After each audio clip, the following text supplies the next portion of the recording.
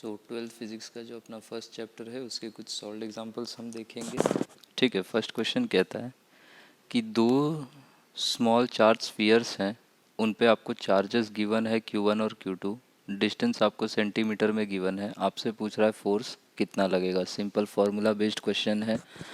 गलती क्या कर सकते हो, यहाँ पे डिस्टेंस को सेंटीमीटर में दिया है, इसको आपको मीटर में कन्वर्ट करना होगा। ठीक, तो फोर्स का फार्मूला क्या होता है, KQ1 Q2/r²।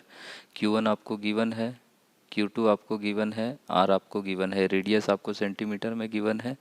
10⁻⁻² से मल्टीप्लाई करके आप मीटर में लेके आओगे, आपको R² चाहिए। R² की वैल्यू आपने यहाँ से निकाल ली। अब बस वैल्यूज़ आप पुट करेंगे तो आपको वैल्यू मिल जाएगा 4.5 × 10⁻³ न्यूटन। ठीक, नेक्स्ट क्वेश्चन कह रहा है कि दो इक्वल पॉइंट चार्जेस हैं, दोनों का ही मैग्नीट्यूड 3 माइक्रोकूलम का है, are separated by certain distance in metre. दोनों के बीच में जो डिस्टेंस है वो मीटर्स में ही गिवन है। If they are located at, ये आपको वेक्टर फॉर्म में गिवन है उसका पोजीशन कोऑर्डिनेट, और ये पोजीशन कोऑर्डिनेट भी आपको वेक्टर फॉर्म में गिवन है। कहने का मतलब पहले चार्ज का पोजीशन वेक्टर आपको गिवन है, दूसरे चार्ज का आपको पोजीशन वेक्टर गिवन है। ठीक है, आपको R1 वेक्टर पता है, आपको R2 वेक्टर पता है। मुझे दोनों के बीच का डिस्टेंस चाहिए, तो मुझे क्या चाहिए होगा, R21 वेक्टर चाहिए होगा। ये हम कैसे निकालेंगे, R2 vector minus R1 vector. यहाँ से आपको R21 वेक्टर का वेक्टर फॉर्म में इक्वेशन मिल गया है। अब वेक्टर फॉर्म में मिलने के बाद हम इसका क्या करेंगे, मैग्नीट्यूड निकाल लेंगे। मैग्नीट्यूड क्या हो जाएगा, I के कोएफिशिएंट का स्क्वायर प्लस J के कोएफिशिएंट का स्क्वायर प्लस K के कोएफिशिएंट का स्क्वायर, और सब कुछ होगा अंडर रूट में। ठीक, यहाँ से K का कोएफिशिएंट 0 है, तो यहाँ से ये वैल्यू आया √5, और हमें R का स्क्वायर यूज़ करना होता है, वो होता है 5, तो ये डिस्टेंस हो जाएगा 5 मीटर्स।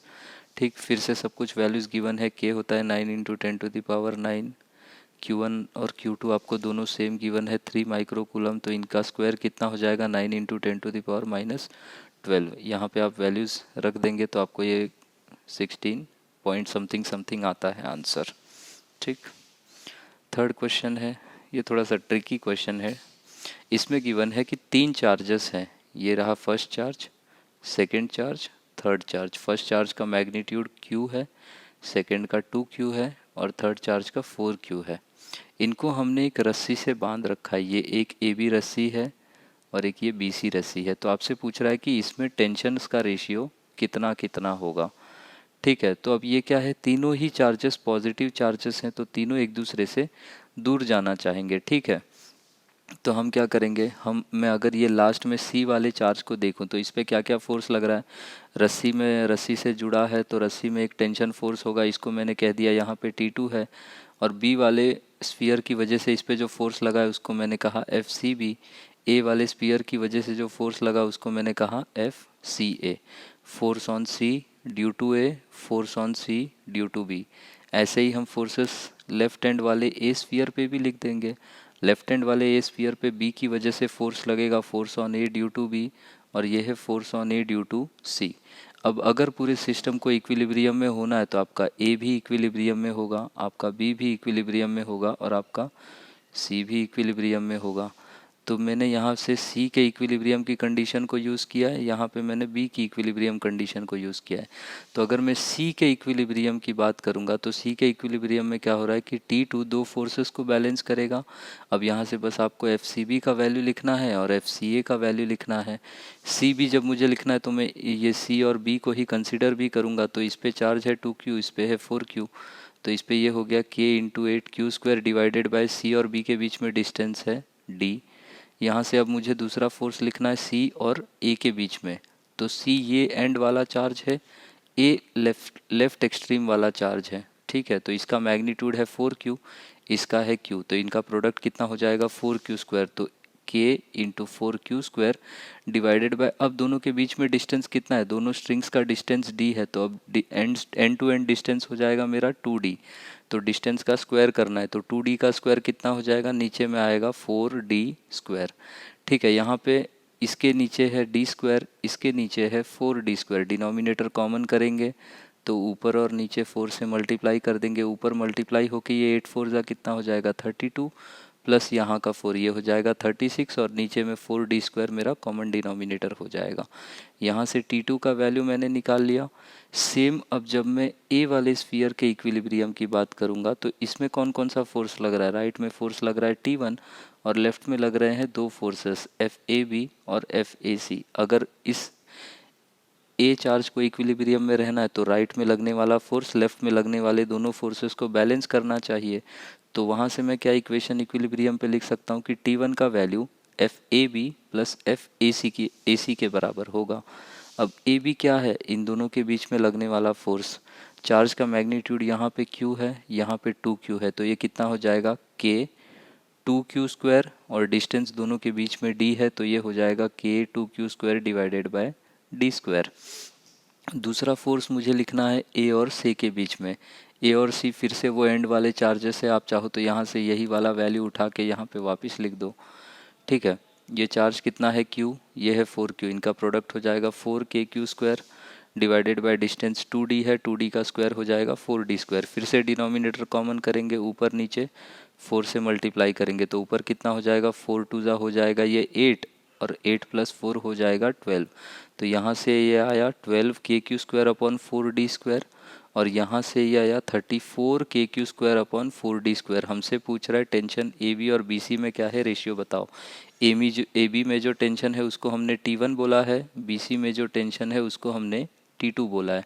स्ट्रिंग्स अलग अलग होंगी तो टेंशन भी अलग अलग होंगे। तो यहाँ से अब मैं T1 का T1/T2 करूँगा तो मुझे वैल्यू मिल जाएगा 12/36 या फिर 1/3। बाकी सब कुछ सेम है, KQ²/4D² वो कट जाएगा। नेक्स्ट ये क्वेश्चन है, ये जेई मेंस में पूछा हुआ क्वेश्चन है। क्वेश्चन में कह रहा है कि 2 पॉइंट चार्जेस हैं कैपिटल Q, एक यहाँ ये रहा लेफ्ट वाला कैपिटल Q, ये है राइट वाला capital Q, are placed D distance apart, दोनों के बीच में सेपरेशन D है। A third point charge small q is placed at a distance x from the midpoint on the perpendicular bisector। Distance x है perpendicular bisector पे, ठीक है, और पूछ रहा है कि x की वैल्यू कितनी हो सच दैट ये जो चार्ज हमने बीच में परपेंडिकुलर बाइसेक्टर पे इंट्रोड्यूस किया ये मैक्सिमम कूलम फोर्स एक्सपीरियंस करे। ठीक है, तो पहले तो सबसे पहले हमें इस पे फोर्स लिखना पड़ेगा कि ये फोर्स एक्सपीरियंस कितना कर रहा है। तो यहाँ पे मैंने लेफ्ट में बनाया कैपिटल Q चार्ज, राइट में मैंने बनाया दूसरा वाला Q चार्ज और यहाँ पे मैंने स्मॉल q वाले चार्ज को इंट्रोड्यूस किया है। ये मेरी लाइन जॉइनिंग द चार्जेस है, ये मेरा परपेंडिकुलर बाइसेक्टर है। तो यहाँ से ये डिस्टेंस कितना ऊपर डिस्टेंस है, ये डिस्टेंस है मेरे पास x। ठीक है, तो अब मैं देखूँ तो यहाँ से ये वाले चार्ज की वजह से इस लाइन के अलॉन्ग एक फोर्स लगेगा F, इस वाले लाइन जॉइनिंग द चार्जेस के अलॉन्ग यहाँ पे फोर्स लगेगा F। ठीक, मैंने अज्यूम कर लिया कि यहाँ पे ये एंगल थीटा है और यहाँ पे अंदर में ये एंगल थीटा है। ये एंगल अगर थीटा हुआ तो इसी का सेम ये करस्पॉन्डिंग एंगल है, ये भी थीटा होगा, ये थीटा है, ये भी थीटा होगा। ठीक है, तो अब इस Q चार्ज की वजह से इस स्मॉल q चार्ज पे फोर्स लगा F। यहाँ भी चार्ज का मैग्नीट्यूड सेम है तो यहाँ पर भी फोर्स लग जाएगा F। अब क्या करना है, हमें बस कंपोनेंट ले लेना है। अगर ये हमें एंगल थीटा पता है तो इस F का थीटा एंगल वाली डायरेक्शन में कंपोनेंट कितना आता है, हमेशा cos थीटा होता है। ये हुआ F cos थीटा और F cos थीटा के परपेंडिकुलर एक कंपोनेंट आएगा वो होगा F sin थीटा। सेम काम हम यहाँ पे करेंगे, F का एंगल वाली साइड कंपोनेंट आएगा F cos थीटा और ऊपर में कंपोनेंट आएगा F sin थीटा। ये राइट वाला F cos थीटा, लेफ्ट वाला F cos थीटा एक दूसरे को कैंसिल आउट कर देगा। ये जो स्मॉल q वाला चार्ज है ये नेट फोर्स जो एक्सपीरियंस करेगा वो क्या करेगा, वो करेगा ये वाला F sin थीटा प्लस ये वाला F sin थीटा। कहने का मतलब वो फोर्स एक्सपीरियंस करेगा 2F sin थीटा। अब हमें F का वैल्यू लिख लेना है, थीटा हमने यहाँ पे इंट्रोड्यूस किया है तो हम यहाँ से इसी ट्रायंगल को यूज़ करके साइन थीटा भी लिख देंगे। तो F लिख देंगे, साइन थीटा लिख देंगे और नेट फोर्स के लिए सॉल्व करेंगे। तो नेट फोर्स मुझे पता है 2F साइन थीटा है। F को मैं कितना लिखूंगा, KQ² upon distance between the squares, ये डिस्टेंस बिटवीन द चार्जेस का स्क्वायर। ठीक है, ये डिस्टेंस मुझे पता है, ये डिस्टेंस इतना है D/2, ये डिस्टेंस है x और ये एक अगर राइट एंगल ट्रायंगल है तो मेरे पास ये डिस्टेंस कितना हो जाएगा x का स्क्वायर प्लस D/2 का स्क्वायर। कहने का मतलब x का square plus D square by 4। तो अगर मैं नीचे 4 को डिनोमिनेटर को कॉमन ले लूँ तो ये कितना मिल जाएगा, डी स्क्वायर प्लस 4x² और नीचे में आएगा 4। पूरे का जब अंडर रूट लोगे तो नीचे वाले 4 को मैंने रूट से बाहर निकाल दिया है, रूट सिर्फ ऊपर बचेगा। कितना होगा वो होगा 4x² प्लस डी स्क्वायर और नीचे वाला 4 रूट से बाहर आ चुका है, वो बन जाएगा 2। ये है मेरा डिस्टेंस बिटवीन द चार्जेस। मुझे इसका स्क्वायर यूज़ करना है, तो इसका स्क्वायर कितना हो जाएगा, 4x² plus D square divided by ये नीचे 2 का स्क्वायर होके हो जाएगा 4। दूसरा चीज़, ये वाले ट्रायंगल से हमें साइन थीटा लिखना है। तो साइन थीटा क्या होता है, ऑपोजिट अपॉन हाइपोटेन्यूज, और हाइपोटेन्यूज मेरा कितना है, ये है।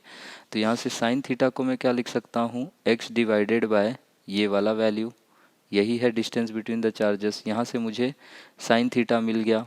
अब मैं नेट फोर्स को क्या लिख सकता हूँ, 2 इंटू ये वाला वैल्यू इंटू ये वाला वैल्यू, ठीक है। अब 2 को यहाँ पे इसमें ऑलरेडी 4 है, इसमें 2 है, ये 4 2 हो जाएगा 8, और नेट फोर्स में ऑलरेडी जो 2 है साइन थीटा वाला 2 है, वो कितना मिलके हो जाएगा, वो हो जाएगा 16। ये तो हुआ 16। फिर यहाँ से k q, ये दोनों q आएगा, k आ जाएगा, और यहाँ से फिर ये कितना हो जाएगा, नीचे जब डिस्टेंस का हम स्क्वायर करेंगे, सॉरी, यहाँ से बस हम ये f, ये साइन थीटा और ये 2, इन सब की वैल्यूज़ को जब हम यहाँ पे रखेंगे तो हमें मिलेगी ये वाली नेट फोर्स की इक्वेशन, ठीक है। ये इक्वेशन क्या है, 16kq into small q into x divided by 4x² plus D square to the power में 3/2। ये पावर में 3/2 कैसे हो गया, साइन थीटा के नीचे में जो 4x² plus D square root में है, इसको हम क्या बोलेंगे, 4x² प्लस डी स्क्वायर, इसकी पावर है 1/2, और यहाँ पे जो नेट फोर्स है उसके नीचे जो 4x² प्लस डी स्क्वायर है उसकी पावर में है 1। तो जब दोनों की पावर्स ऐड होंगी तो 1 और 1/2 मिलके कितना हो जाएगा, ये हो जाएगा 3/2। इसीलिए मैंने लिखा है 4x² प्लस डी स्क्वायर और उसकी पावर में है 3/2। और ऊपर में आपको कैलकुलेशन समझ में आ ही रहा होगा, ये 16 कहाँ से आया है, यहाँ का 4, यहाँ का 2, 4 2 8, और ये वाला 2, यहाँ से ये 16 आया है, k और यहाँ का x, ठीक है। ये अब अगर आपके पास अगर ये मिल गया है तो अब यहाँ से मैथमेटिक्स शुरू होती है एक्चुअल। मुझे पता है कि ये फोर्स मेरा क्या हो रहा है, ये डिस्टेंस x पे डिपेंड कर रहा है। तो अब अगर इस फोर्स को मैक्सिमम होना चाहिए तो हम मैक्सिमम मिनिमा का कॉन्सेप्ट लगाएंगे कि अगर कैपिटल F x का फंक्शन है तो f को मैक्सिमम होने के लिए df अपॉन dx क्या हो जाना चाहिए, 0। तो नेक्स्ट स्टेप में हमें बस अब ये डिफ्रेंसिएशन को 0 करना है। तो ये रहा फंक्शन, और इसमें x कहाँ है, एक x ऊपर में है, एक x नीचे में है। आप चाहो u बाई बी वाला न्यूमरेटर बाय डिनोमिनेटर वाले रूल से डिफ्रेंसिएशन कैरी आउट करो, या फिर आप ये नीचे वाले डिनोमिनेटर को आप माइनस लगा के ऊपर लेके जाइए, फिर आप प्रोडक्ट रूल से डिफ्रेंसिएशन करिए, ठीक है। यहाँ पे मैंने product rule u into V वाला यूज़ किया है, ठीक है। तो मुझे df बाई dx क्या करना है, 0 0 इज इक्वल टू कॉन्स्टेंट क्या क्या है मेरे, 16 k q और स्मॉल q, ये मेरे कांस्टेंट हो गए एज इट इज़। और मुझे differentiate with respect to x क्या करना है, ये अंदर में ब्रैकेट u इंटू नीचे से मैंने 4x² प्लस डी स्क्वायर को जब न्यूमरेटर में लाया तो उसका पावर कितना हो गया, -3/2, ठीक। अब यहाँ से मैं चेन रूल लगाऊंगा। चेन रूल क्या कहता है, u into derivative of v plus v into derivative of u। ध्यान से करना है क्योंकि इसके अंदर फिर चेन रूल भी लगेगा। अब u तो एज इट इज़ रहा, इंटू अब मुझे इसको डिफ्रेंशिएट करना है। तो ये अब फंक्शन ऑफ फंक्शन है, तो ये फंक्शन ऑफ फंक्शन है, तो ये mango to the power n होगा, तो उसका डेरिवेटिव कितना हो जाएगा, -3/2 इंटू यहाँ पे 4x² प्लस डी स्क्वायर, इसकी पावर -3/2 -1, ये हो जाएगा -5/2 इंटू अंदर, अब आप लोग अंदर अब लगाओगे चेन रूल, क्योंकि ये फिर से x का फंक्शन है 4x² प्लस डी स्क्वायर, ठीक है। तो इसका जब हम डिफ्रेंसिएशन करेंगे विद रिस्पेक्ट टू x तो कितना मिलेगा, 8x प्लस डी स्क्वायर का डेरिवेटिव हो जाएगा 0। ये तो हमने अभी u into derivative of v किया है, ठीक, प्लस v अब एज इट इज़ रहेगा 4x² प्लस डी स्क्वायर की पावर में -3/2 इंटू डेरीवेटिव ऑफ u मेरा कितना है x के रिस्पेक्ट में इसका डेरिवेटिव हो जाएगा 1। अब यहाँ से ये इज इक्वल टू 0 ही था तो सारे कांस्टेंट मैंने हटा दिए, ठीक है। अब उसके बाद ये मेरे पास एक टर्म है और ये मेरे पास दूसरा टर्म है और यहाँ पे मेरे पास माइनस साइन भी है, तो मैं इस पूरे ब्रैकेट को अगर उधर लेके जाऊँगा तो सब कुछ प्लस हो जाएगा। बचेगा क्या मेरे पास, यहाँ का 8x और ये x, ये मिलके कितना बन जाएगा 8x² और साथ में ये 3/2 एज इट इज़ यहाँ पर है, माइनस का प्लस हो जाएगा। और ये यहाँ से क्या मिला 4x² प्लस d², इसकी पावर में है -5/2। राइट साइड में आपको क्या मिलेगा 4x² प्लस d², उसकी पावर में -3/2। ये वाला पावर में -3/2 और ये -5/2 कटेगा तो यहाँ पे मेरे पास क्या बचेगा -1। ठीक है, -3/2 -1 कितना होता है -5/2। इस क्वांटिटी को आप नीचे यहाँ पे लेके आओगे, उसको ऊपर लेके जाओगे, वैसे भी करोगे तब भी ये 1 ही आएगा यहाँ पे। तो यहाँ पे ये इसकी पावर में क्या बचा -1, पावर में -1 मतलब मैं उसको फिर से नीचे लेके आ जाऊँ। अब बस सिंप्लीफिकेशन बचता है। ठीक है, तो यहाँ पे ऊपर में मेरे पास क्या बचा 4x² प्लस d² इंटू, यहाँ पे इस 2 से मैं 8 को काटूंगा तो मेरे पास ये क्या बचेगा, ये बचेगा यहाँ पे 4 और साथ में ये बचेगा 3x² और नीचे में है मेरे पास 4x² प्लस d²। ठीक है, और ये राइट साइड में सब कुछ कट चुका है तो ये इज इक्वल टू 1 आ जाएगा। अब यहाँ से बस आपको रीअरेंज करना है, 12x² is equal to 4x² plus d², तो d² मेरे पास आ जाएगा 8x², d मेरे पास आ जाएगा 2√2x, तो x कितना हो जाएगा d/2√2। ठीक है, तो क्वेश्चन थोड़ा सा लंबा है, ध्यान आपको क्या देना है, फोर्स का आप फंक्शन लिखोगे, पूरा नेट फोर्स कितना है 2f साइन थीटा, f अलग से निकालिएगा, साइन थीटा अलग से निकालोगे, सबका वैल्यू रखोगे। ऐसे क्वेश्चन में मोस्टली जब भी आपसे बोलेगा मैक्सिमम मिनिमम निकालो तो वो किसी चीज़ का फंक्शन होगा, उसी के रिस्पेक्ट में आपको डिफरेंशिएट करके इज इक्वल टू 0 रख देना है। यहाँ पे हमारा फोर्स क्या था, वो डिस्टेंस x पे डिपेंड कर रहा था, तो हमने df/dx को कर दिया 0। अब df/dx को जब हम 0 करेंगे तो मोस्टली ये फंक्शन u/v के फॉर्म में होगा, तो आप इसको चेन रूल, इसको ऊपर ले जाके u/v से कर सकते हो। ठीक है, तो ये डेरिवेशन एक बार यहाँ पे, ये जो डिफ्रेंसिएशन एक बार खुद से ट्राई करिएगा, क्रक्स यहीं पर है। ठीक, नेक्स्ट क्वेश्चन में हमसे कहता है कि 2 पॉइंट चार्जेस को जब हमने एक मीडियम में रखा जिसका डाइलेक्ट्रिक कांस्टेंट 5 है, ठीक है, experience an electrostatic force F, the electrostatic force between them in vacuum at the same distance will be कितना। ठीक है, तो हमसे कह रहा है कि मीडियम में जिसका डाइलेक्ट्रिक कांस्टेंट 5 है उस पे फोर्स लग रहा है F। तो मीडियम में फोर्स गिवन है, आपसे पूछ रहा है वैक्यूम में या एयर में फोर्स कितना होगा। तो अब यहाँ में याद क्या रखना ये कि मीडियम में फोर्स हमेशा ही एयर या वैक्यूम के कंपैरिजन में कम हो जाता है, और वो कितना हो जाता है, force in vacuum divided by epsilon R. तो मुझे force in medium F given है, मुझे डाइलेक्ट्रिक कांस्टेंट 5 गिवन है, मुझे फोर्स इन एयर मुझसे पूछा है, तो ये फोर्स इन एयर कितना हो जाएगा 5F epsilon R into medium में जो भी फोर्स लग रहा है। ठीक, ये नेक्स्ट क्वेश्चन है, ये भी जेई मेंस में पूछा हुआ है। इसमें क्या कह रहा है क्वेश्चन आपसे कि 64 कंडक्टिंग ड्रॉप्स हैं, हर एक का रेडियस आपको गिवन है। ठीक है, और हर एक जो ड्रॉप है वो चार्ज कैरी कर रहा है, ये भी आपको गिवन है। ये सारे मिल के बनाते हैं एक बड़ा ड्रॉप। आपसे क्वेश्चन पूछ रहा है सरफेस चार्ज डेंसिटी का रेशियोज बड़े और छोटे वाले में कितना कितना होगा। ठीक है, ऐसे क्वेश्चन में आपको, इसी क्वेश्चन में ये भी बोल सकता है बड़े वाले का पोटेंशियल बताओ कितना है। ठीक है, कॉन्सेप्ट दो ही है इसमें, एक तो आपको हमेशा वॉल्यूम कंजर्व करना है, जितने भी चार्जेस मिलके बड़ा वाला ड्रॉप बना रहे तो वॉल्यूम कंजर्व रहेगा, और दूसरा चार्ज कंजर्व रहेगा। अब अगर वॉल्यूम कंजर्व करवाएंगे तो ये 64 ड्रॉप्स का वॉल्यूम 64 इंटू 4/3 पाए, मैंने स्मॉल आर मान लिया इसका रेडियस, तो 64, ये 64 into 4/3 pi into small are cube हो जाएगा, इज इक्वल टू बड़े वाले का वॉल्यूम, इसका रेडियस अगर मैंने मान लिया कि बड़े वाले का रेडियस कैपिटल आर है, तो इसका वॉल्यूम हो जाएगा 4/3 पाए कैपिटल आर क्यूब। 4/3 पाए दोनों तरफ से कट जाएगा, आपको रेडियस में ये रिलेशन मिलेगा, इसको मैंने 1 बोला है। ठीक है, और चार्ज कंजर्वेशन जब मैं लगाऊंगा तो 64 इंटू स्मॉल क्यू मिलके मेरा बड़ा वाला चार्ज बनाएगा। ठीक है, यहाँ से अब इस इक्वेशन 1 से मैं क्या बोल सकता हूँ कि capital R is equal to 4 into small R. तो यहाँ से अब मुझे चाहिए small R upon capital R. ये कितना हो जाएगा 1/4। मैं दोनों तरफ स्क्वायर ले लूँ तो वैल्यू कितनी हो जाएगी 1/16। आगे मुझे यूज़ करना है इस वैल्यू को। तो मुझसे सरफेस चार्ज डेंसिटी का रेशियो पूछा है of the bigger sphere to the smaller sphere. ठीक है, तो सरफेस चार्ज डेंसिटी सिग्मा क्या होता है Q अपॉन A। ठीक है, और एरिया हम लोग स्फीयर का क्या यूज़ करेंगे, सरफेस एरिया 4πr²। तो charge on the bigger sphere divided by area of the bigger sphere, charge of the smaller sphere divided by surface area of the smaller sphere. ठीक है, तो charge, तो बड़े वाले पे चार्ज कितना है 64 इंटू क्यू। बड़े वाले का एरिया कितना होगा 4 पाई कैपिटल R²। छोटे वाले पे चार्ज कितना था एक पे स्मॉल क्यू।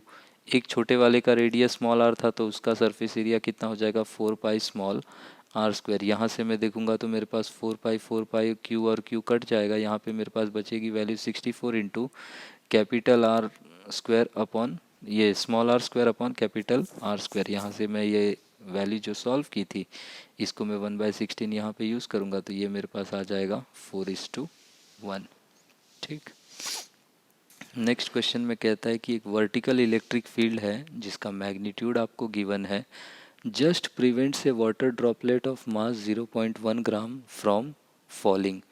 ठीक है, अब वो गिरने से रोक रहा है तो आपसे पूछ रहा है चार्ज ऑन द ड्रॉपलेट कितना होगा। तो अब अगर वो गिरने से रुक रहा है, कहने का मतलब नीचे mg को कोई बैलेंस कर रहा होगा। तो अगर चार्ज है, इलेक्ट्रिक फील्ड है, तो इलेक्ट्रिक फील्ड की वजह से जो इलेक्ट्रिक फोर्स आएगा Q इंटू ई वही mg को बैलेंस करेगा। तो डायग्राम अगर कुछ बनाएंगे तो ऐसा, ऊपर की डायरेक्शन में इलेक्ट्रिक फील्ड, ये हमने अंदर में कुछ चार्ज पार्टिकल रख दिया है जिसका चार्ज Q है, मास m है। तो नीचे में उस पर ग्रेविटी का फोर्स लगेगा mg, इलेक्ट्रिक फील्ड की वजह से ऊपर फोर्स लगेगा QE।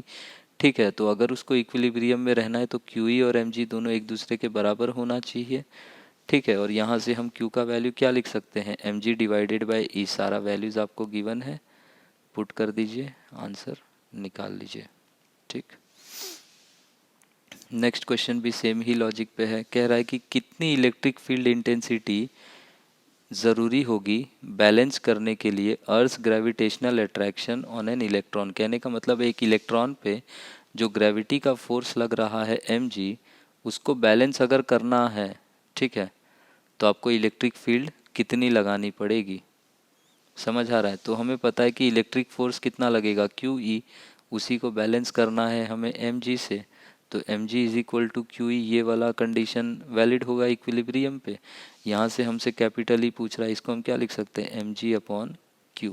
सब कुछ यूनिट्स के साथ रख दीजिएगा, वैल्यू सॉल्व कर लेंगे, आपको ये आंसर मिल जाएगा। ठीक, नेक्स्ट क्वेश्चन में पूछा है कि पेंडुलम है, उसका मास m है, चार्ज q है, इनिशियली रेस्ट था। ये जब हमने उसको फील्ड में छोड़ा तो वो थीटा एंगल बना के रेस्ट पे आ जाता है और थीटा एंगल उसने वर्टिकल के साथ बनाया है। तो आपसे पूछ रहा है कि स्ट्रिंग में टेंशन कितना होगा। ठीक है, डायग्राम कुछ बनाए तो ये रही इलेक्ट्रिक फील्ड की डायरेक्शन। इनिशियली पेंडुलम ऐसा रहा होगा जब फील्ड नहीं ऑन हुई होगी, फील्ड ऑन करते ही ये पेंडुलम क्या हो जाएगा, इस पेंडुलम पे नीचे में इलेक्ट्रिक फोर्स लगेगा, उसकी वजह से ये ऊपर ऊपर उठता जाएगा। ठीक है, अब किसी एक इंस्टेंट पे मैं अगर देखूं तो इस पेंडुलम पे क्या क्या फोर्सेस लग रहे होंगे। नीचे में वर्टिकली डाउनवर्ड्स लग रहा होगा ग्रेविटी का फोर्स mg। पॉजिटिव चार्ज पे फील्ड की डायरेक्शन में फोर्स लगता है और वो लगता है Q इंटू ई। ये मेरा जो चार्ज पार्टिकल है वो स्ट्रिंग से कनेक्टेड है तो स्ट्रिंग में टेंशन होगा। At the point of contact हमेशा away from the point of contact tension लगता है। तो यहाँ पे ये मुझे मिल गया टेंशन, नीचे मुझे मिल गया mg, राइट साइड में मुझे मिल गया QE।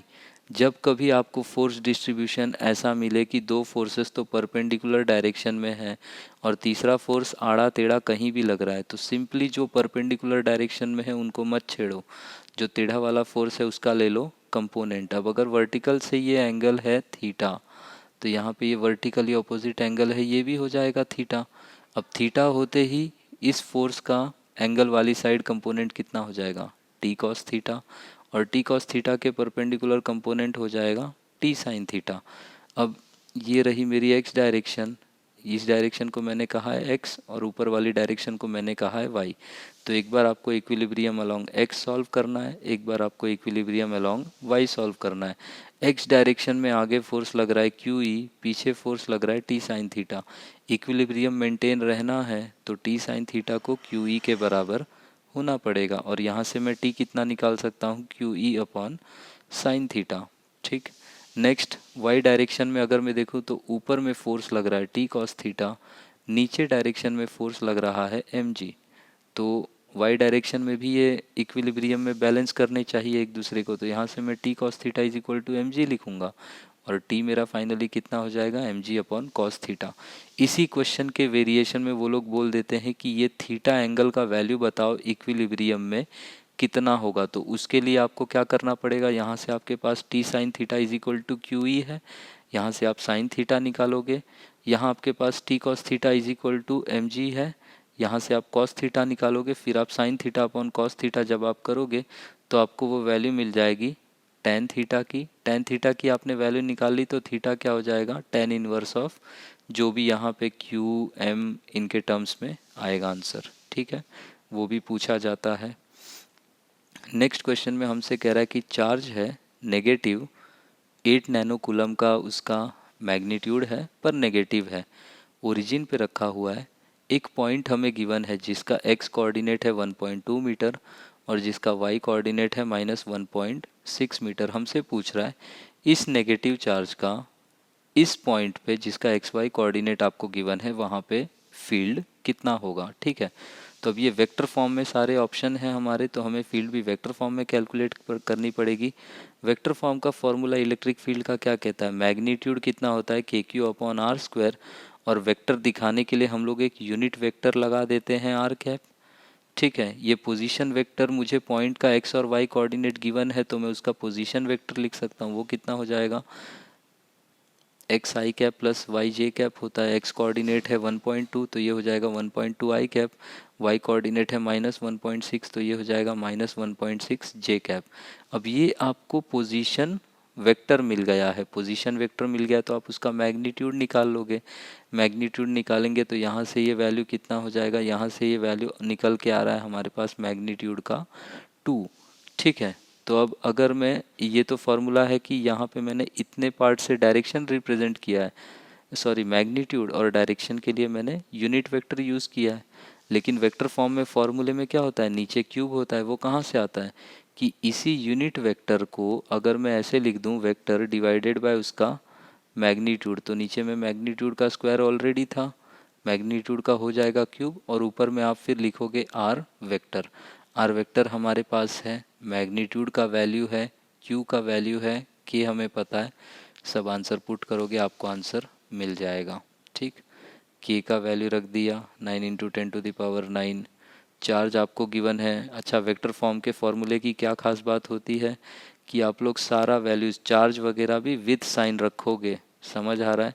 नॉर्मली आप मैग्नीट्यूड कैलकुलेट करो, कोई इशू नहीं है, पर जब कभी आप वेक्टर फॉर्म में फॉर्मूला यूज़ कर रहे हैं प्लीज़ साइंस का ध्यान रखें, प्लस है तो प्लस ही लिखो, माइनस है तो माइनस ही लिखो। तो चार्ज को हमने लिख दिया -8 नैनो कूलम, और मेरे पास आर वेक्टर का इक्वेशन था ये मैंने लिख दिया, और नीचे आर का मैग्नीट्यूड 2 था तो 2 का क्यूब कितना हो जाएगा, वो हो जाएगा 8। ठीक है, अब 8 से 8 कटेगा और यहाँ पे मेरे पास जो वैल्यू आएगी वो कितनी आ जाएगी, इसको सॉल्व करके यहाँ लिखा हुआ है हमने। ठीक है, ये है आपका फाइनल आंसर। नेक्स्ट क्वेश्चन में कह रहा है कि एक सरफेस है, उसका एरिया वेक्टर गिवन है, उससे जो इलेक्ट्रिक फील्ड पास हो रही है वो भी गिवन है। आपसे पूछ रहा है फ्लक्स कितना होगा। तो अगर इलेक्ट्रिक फील्ड भी वेक्टर फॉर्म में गिवन है, एरिया वेक्टर भी वेक्टर फॉर्म में गिवन है, तो हम सिंपली क्या कर देंगे, उन दोनों का एक दूसरे के साथ डॉट प्रोडक्ट ले लेंगे। फ्लक्स कैसे डिफाइंड है, it is the dot product of electric field and area vector E dot A. तो यहाँ से अब हमने इसको ये डॉट प्रोडक्ट सॉल्व कर लिया तो हमारा आंसर आ जाएगा। डॉट प्रोडक्ट में क्या याद रखना है, आई डॉट आई होता है 1, जे डॉट जे होता है 1, के डॉट के होता है 1, बाकी आई का जे के साथ, जे का के साथ, के का आई के साथ डॉट प्रोडक्ट 0 होता है। ठीक है, अब उसके बाद नेक्स्ट क्वेश्चन में क्या कह रहा है हमसे कि इलेक्ट्रिक फील्ड है, वेक्टर फॉर्म में आपको गिवन है, E naught I cap plus 2 E naught J cap, और ई नॉट का मैग्नीट्यूड हमें गिवन है 100 न्यूटन पर कूलम। हमसे पूछ रहा है flux of the field through a circular surface of radius. अब रेडियस कितना है 0.02 मीटर, कहने का मतलब 2 इंटू 10⁻², आर स्क्वायर कितना हो जाएगा 4 इंटू 10⁻⁴। सर्कुलर सरफेस का एरिया कितना हो जाएगा पाई आर स्क्वायर, ठीक है। और हमसे कह रहा है कि सरफेस है parallel to Y Z plane, ठीक है। कहने का मतलब ये एक्स एक्सिस, यहाँ वाई एक्सिस, यहाँ जेड एक्सिस, तो ये जो एरिया है ये वाई जेड प्लेन में रखा हुआ है। तो एरिया और एरिया वेक्टर में क्या होता है, एरिया के हमेशा परपेंडिकुलर होता है एरिया वेक्टर। तो अगर एरिया वाई जेड प्लेन में लाई कर रहा है तो area vector Y Z plane के परपेंडिकुलर होगा, और वाई जेड प्लेन के परपेंडिकुलर होगा तो वो एक्स एक्सिस के पैरेलल हो जाएगा। तो इसका एरिया का मैग्नीट्यूड कितना हो जाएगा 4 पाई इंटू रेडियस का स्क्वायर। रेडियस का स्क्वायर हमने यहाँ पे अलग से कैलकुलेट किया है, इसको 4 पाई से मल्टीप्लाई करेंगे हो जाएगा मैग्नीट्यूड। और direction X Y Z plane में रखा है तो इसका डायरेक्शन क्या हो जाएगा अलोंग एक्स एक्सिस, तो यहाँ पे मैंने आई कैप भी लगा दिया है। अब यहाँ से अगर जब हम डॉट प्रोडक्ट करेंगे इसका, तो डॉट प्रोडक्ट सिंपली आपको इलेक्ट्रिक फील्ड वेक्टर फॉर्म में गिवन है, एरिया वेक्टर आपने वेक्टर फॉर्म में निकाल लिया, डॉट प्रोडक्ट कर दोगे आपको ये आंसर मिल जाएगा। गलती कहाँ कर सकते हो, ये डिकोड बस कर पाना चाहिए कि एरिया वेक्टर एरिया के परपेंडिकुलर होगा। कल को क्वेश्चन में कह दे कि एक सर्कुलर एरिया है या स्क्वायर शेप में एरिया है वो एक्स वाई प्लेन में है, तो अगर एरिया एक्स वाई प्लेन में रखा है तो उसका area vector X Y plane के परपेंडिकुलर होगा। कहने का मतलब वो जेड एक्सिस के पैरेलल होगा। आपसे कह दे कि एक्स जेड प्लेन में रखा है तो एक्स जेड प्लेन में जो भी एरिया होगा उसका area vector X Z plane से परपेंडिकुलर होगा, तो वो वाई एक्सिस के अलोंग होगा। समझ आ रहा है, यही वेरिएशंस हो सकते हैं। नेक्स्ट क्वेश्चन में कह रहा है कि the electric intensity due to a dipole, उसका लेंथ है 10 सेंटीमीटर और उसका एक चार्ज का मैग्नीट्यूड आपको गिवन है 500 माइक्रोकूलम। एक्सिस पे एक पॉइंट है जो कि 20 सेंटीमीटर के डिस्टेंस पे है, तो वहाँ पे हमसे पूछ रहा है कि इलेक्ट्रिक फील्ड इस डाईपोल का कितना होगा।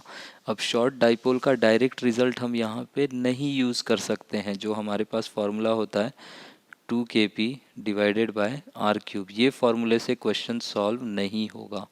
क्यों नहीं होगा, क्योंकि लेंथ डाईपोल का कितना है 10 सेंटीमीटर, और कितने डिस्टेंस पे आप फील्ड निकाल रहे हो 20 सेंटीमीटर। ये दोनों ही डिस्टेंस एक दूसरे के कंपैरिजन में निगलेक्ट नहीं किए जा सकते हैं। समझ आ रहा है, कंपेरेबल डिस्टेंस है ये, एक दूसरे का आधा और डबल है।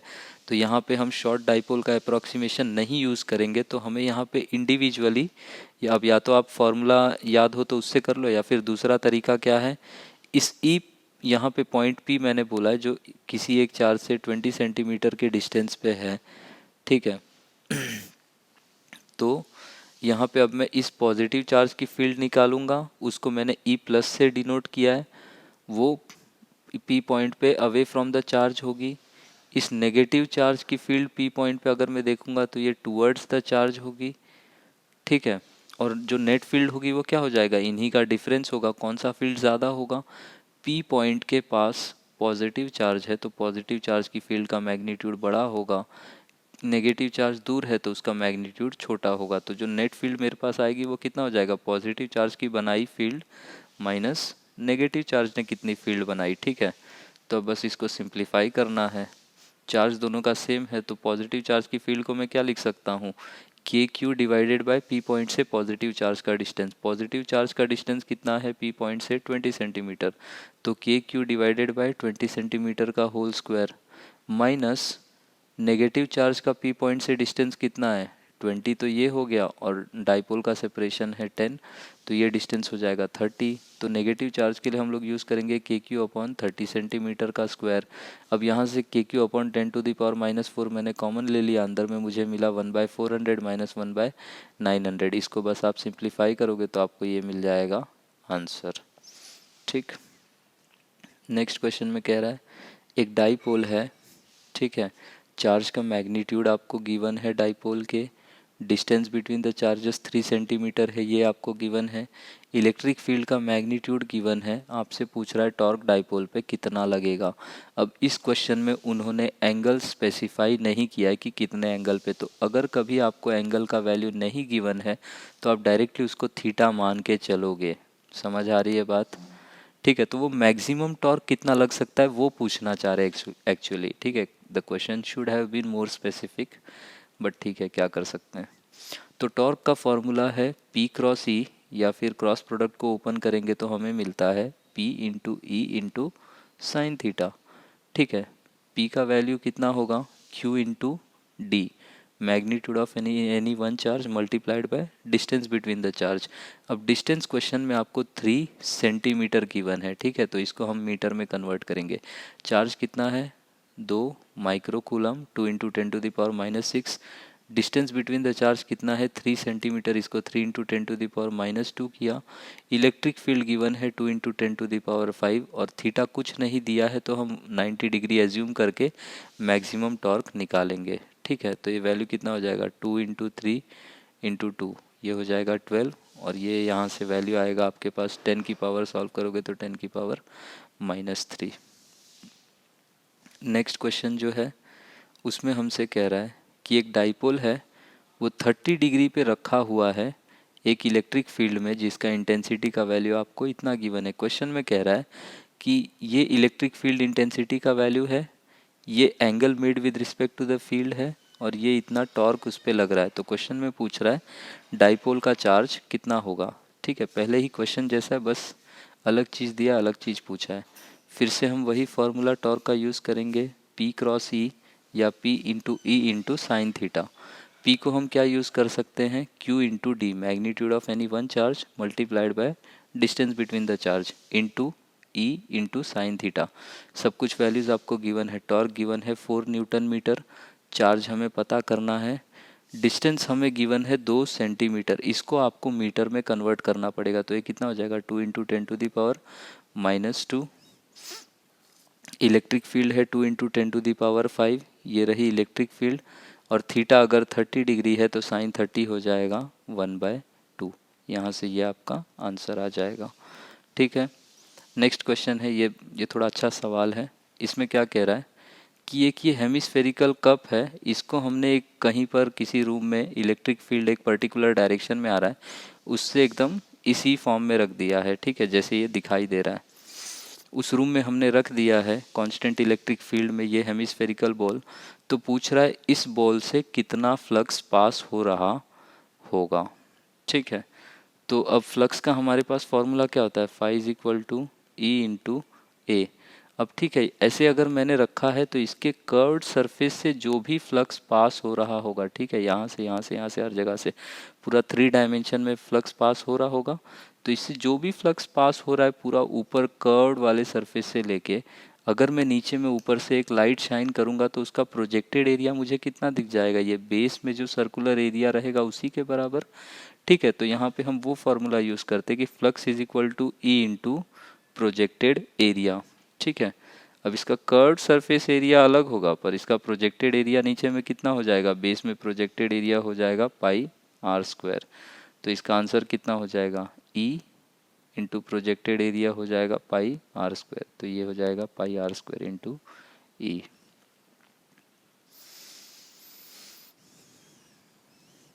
नेक्स्ट क्वेश्चन में पूछ रहा है total electric flux emanating from a close surface enclosing an alpha particle.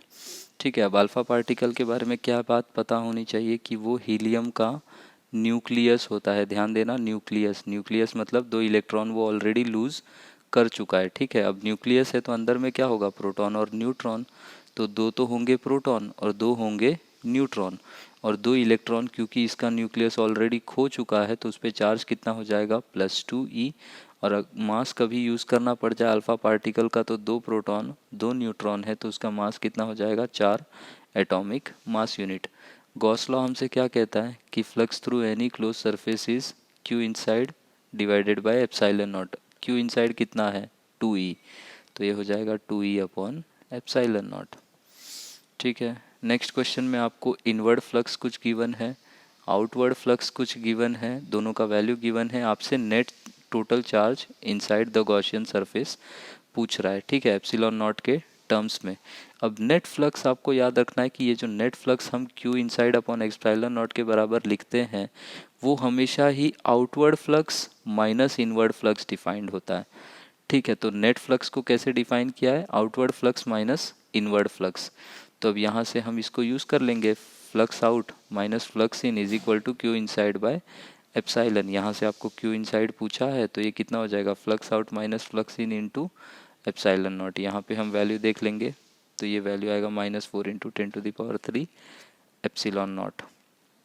Next question में कह रहा है दो parallel large thin metal sheets हैं, ठीक है, ये पॉजिटिव चार्ज डिस्ट्रीब्यूशन वाला, ये एक नेगेटिव चार्ज डिस्ट्रीब्यूशन वाला। इसकी वजह से फील्ड कांस्टेंट भी होता है थिन शीट की वजह से, ठीक है। तो उसी का क्वेश्चन पूछ रहा है कि electric field between the sheet कितना होगा। अब इन बिटवीन द शीट क्या होगा, पॉजिटिव चार्ज की वजह से field away from the sheet होगा, नेगेटिव चार्ज की वजह से फील्ड टूवर्ड्स द शीट होगा।